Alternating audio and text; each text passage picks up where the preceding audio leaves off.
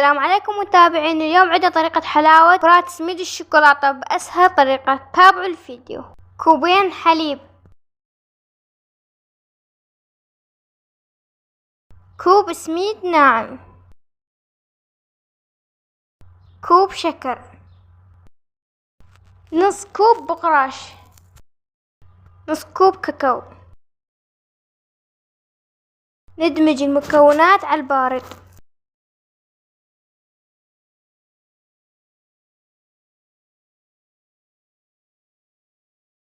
على نار هادية نحرك المواد.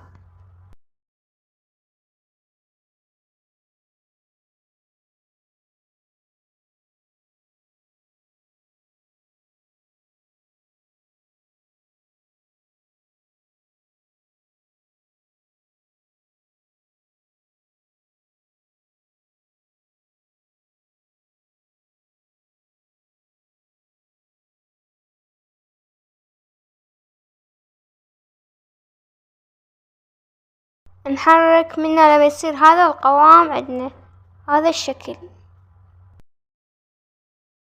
من يبرد نشتغل به.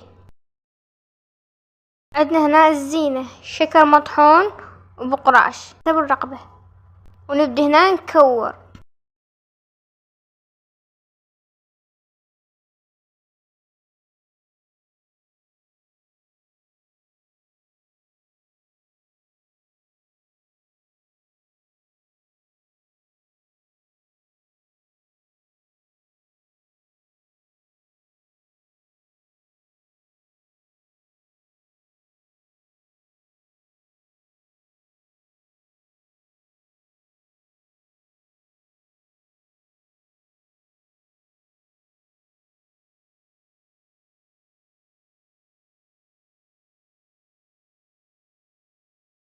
كملت عندنا حلاوة كرات سميد الشوكولاتة. جربوها، لا تنسونا باللايك والاشتراك وتفعيل جرس التنبيهات حتى يوصلكم كل ما هو جديد من قناة نور العين. باي.